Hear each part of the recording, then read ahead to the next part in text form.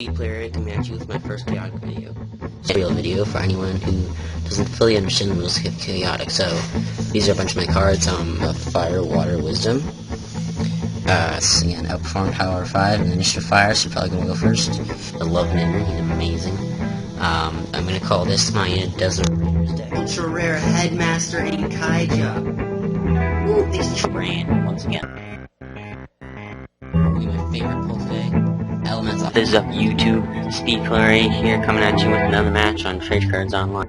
What is up YouTube? Speed Clary here, and what I have is 288 packs of Secrets of the Lost City Alliances Unraveled. What is up YouTube? Speed Clary here, and today I have a seriously interesting video for you guys. So the thing is, when the card game stopped being made, like there were already two or more sets in the making. The two that I know of are Fire and Stone and Storm and Sea. And what this video is gonna show you guys is the cards that we missed out on because the game got shut down. And so I'm hoping this will inspire people to take more of an active approach towards bringing it back when you see what we could have had, and like all these cards were already made. So yeah, I went on DeviantArt and I found a bunch of card art. Not the abilities, but yeah, and then I'm just gonna show you guys, and then hopefully that will pique some more people's interest and we can get more signatures on the petitions and stuff. So here we go. Alright, so first up we have one of the few cards for Fire and Stone that actually has the art and the abilities, this is a complete card. So this is a really cool card, Tassinal the High Elementalist. 4 elements, low energy. He is you expend any one of his elements, and then any target Danian gains that elemental type. And so yeah, this would really open the doors for more elemental based Danian decks, and actually I'll link to a deck below that features him in an actual deck with cards from the other regular set.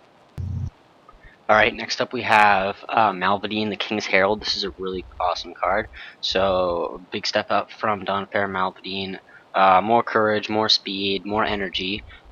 Strike 10, and then if you control a royal, like a Wakey, you gain Defender and Air 5. So, Malvadine with 2 Awakeys is strike 20, 140 speed, Defender, and Air 5. And that is absolutely epic. Plus, he has a music counter. Alright, next one is a really cool overworld elementalist, Arctis. He's featured in 2 decks, Chaotic Down Under and Hikeda. So basically he gains elemental types of your adjacent creatures, which works really well with Heptad, and yeah, he's got Beastly Courage. This one has 80 Wisdom and 65 Energy, and yeah, he's just a crazy awesome creature, which I would have really liked to been able to get. Okay, so now we move on to the all card art, and this is one of my absolute favorites, the Nest of the Ancestors Under Siege. So it's the second Mount Pillar after the Marillion invasion, and yeah, it's crazy. Alexia molted, all the Danians changed, and then they encroached on Underworld territory without the Underworlders knowing, and so then KR ordered an attack, and then you look and you see this crazy epic battle scene right here. And so on the right you can see Zor, who looks way bigger than his picture, Clasp, Cyronox turning down the middle on a skeletal seed. The big black thing on the left is, I believe, Blaxa. And yeah, this card looks absolutely amazing. I would have loved being able to see the abilities, see the new Danians that came with it since they all changed, and then a second Alexia that would have also been epic to see. Yeah, alright, moving on to our next card art. Alright, this next one is the Ancestral Spirit Claws, obviously a Danian battle gear. I have no idea what it does, or whether it's in Fire and Stone or Storm and Sea. But just looking at it, I'd say it has something to do with Hive, Ancestral Spirit Claws. Next one is called Akui, looks like an Overworlder. Either that or an Underworlder, definitely not a Petty or Danian. Probably has range or Swift. Next up we have Iceless Fest, and this is obviously a Mopedian location. So for those of you who don't know, Iceless is like celebration of these 3 stars that align, and there's the location, Silent Sands on Force Electric Iceless.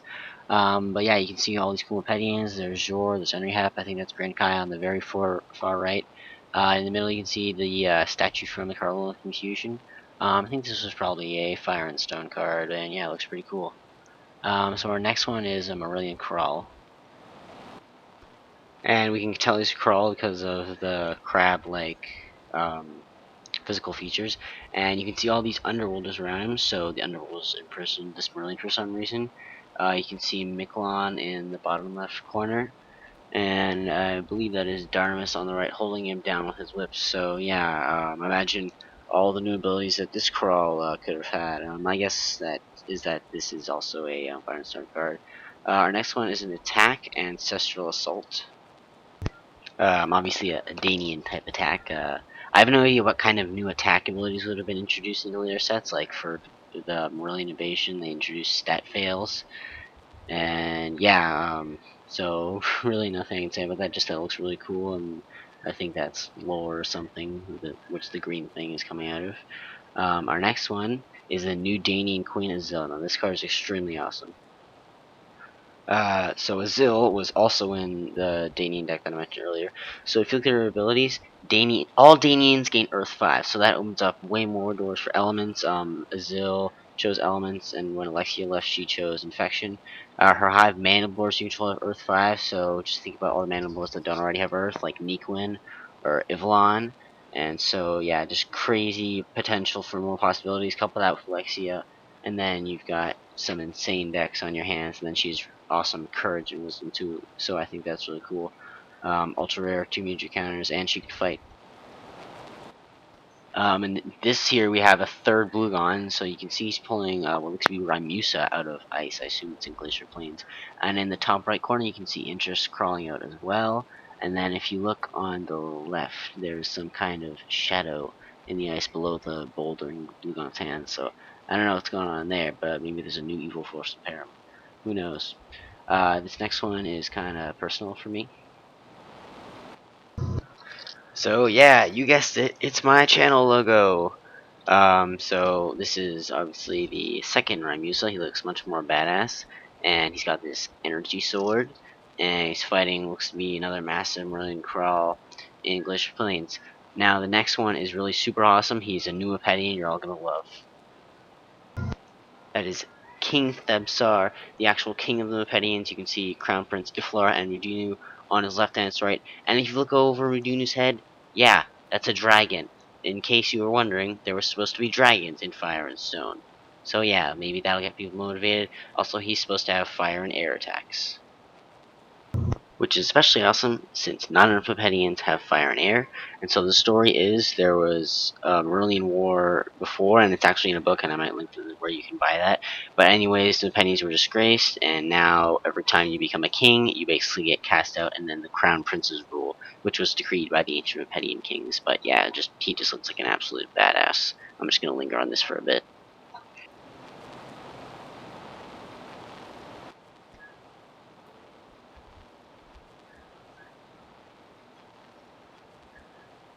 And yeah, guys, if anyone has any information on what the actual card abilities would be, just leave a comment below.